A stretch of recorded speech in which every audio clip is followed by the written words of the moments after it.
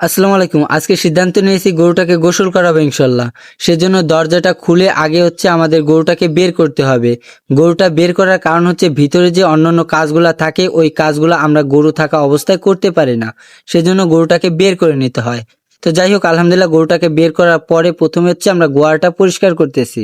ঘরের ফ্লোরে যে ময়লাগুলি থাকে ওই ময়লাগুলি পরিষ্কার করলেও আমরা গরু থাকা অবস্থায় গোয়ারার মধ্যে পরিষ্কার করতে পারি না।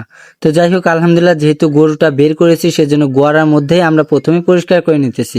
অনেক দিন ধরে গোয়ারার ভিতরে পরিষ্কার না করার কারণে অনেক ময়লাই জমা হয়ে গিয়েছে। এই ময়লাগুলি হচ্ছে আমরা যে ঘাসগুলি খেতে দিই ঘাসের সঙ্গে যে অন্যান্য ময়লাগুলি আসে সেই ময়লাই জমা হয়ে থাকে। তো যাই হোক আলহামদুলিল্লাহ গোয়ারার মধ্যে যে ময়লাগুলি ছিল ওইটা পরিষ্কার করার পরে বাকি যে ময়লাগুলি থাকে ওই ময়লাগুলি হচ্ছে বেলচা দিয়ে বের করা যায় না, যার কারণে বেলচা দিয়ে যতদূর সম্ভব ময়লা বের করার পরে একটা ঝাড়ু দিয়ে ঝেড়ে ওই ময়লাগুলিকে বের করেছি। তো যাই হোক আলহামদুলিল্লাহ গোয়ারার মধ্যে যে ময়লাগুলি ছিল ওইটা বের করার পরে এখন হচ্ছে ফ্লোরের উপরে গোবরের সঙ্গে যে ময়লাগুলি ছিল ওইগুলাকে আমাদের উঠাইতে হবে। যাই হোক সম্পূর্ণ গোবর উঠানোর পরে নিচে পরিষ্কার করার পরে এখন হচ্ছে আমাদের দেওয়ালগুলিকে ধুইতে হবে।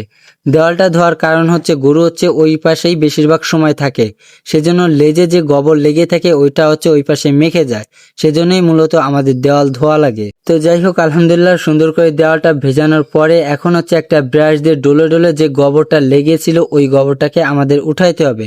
তবে গোবর উঠানোর ক্ষেত্রে আমাদের অনেকটা সময় লেগেছে কারণ গোবর শুকিয়ে গিয়েছে, সেজন্য ভেজানোর সাথে সাথে যেহেতু আমরা এটা উঠানোর চেষ্টা করতেছি তাই অনেক সময় লেগেছে। দেওয়ালটা সুন্দর করে পরিষ্কার করার পরে এখন হচ্ছে গোয়ারার সামনের অংশে আমাদের পরিষ্কার করতে হবে। সেম অবস্থা দেওয়ালের যে অবস্থা হয়েছে সেম অবস্থা গোয়ারার সামনে হয়েছে।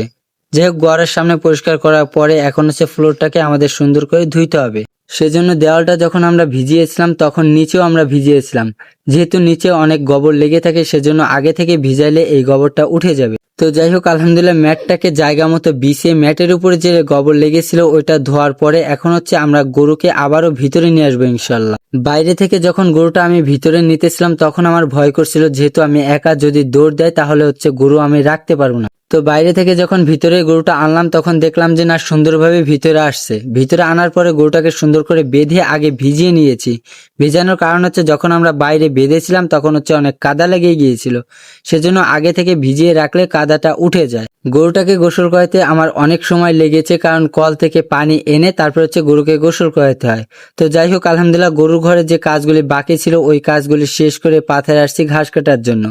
ঘাস কাটতে আমাদের অনেক বেলা হয়ে গিয়েছে, আমরা প্রতিদিন হচ্ছে সকালবেলা ঘাস কেটে, যেহেতু আজকে গরু গোসল করাচ্ছি সেজন্য একটু দেরি হয়ে গিয়েছে ঘাস কাটতে। আজকে হচ্ছে ঘাস কাটার জন্য অন্য কোথাও যায়নি, আমাদের জমিতে হচ্ছে অল্প অল্প ঘাস আছে, তারপরে ভাবলাম যে অনেক বেলা হয়ে গিয়েছে সেজন্য অন্য কোথাও না যেয়ে আমাদের জমি থেকে আমরা ঘাসগুলি কাটি। তবে এক আটে ঘাস কাটতে যে একবারে এক পিলি ঘাসই আমাদের ফাঁকা হয়ে গিয়েছে। আমাদের জন্য সবাই দোয়া করবেন। আসসালামু আলাইকুম রহমতুল্লাহ।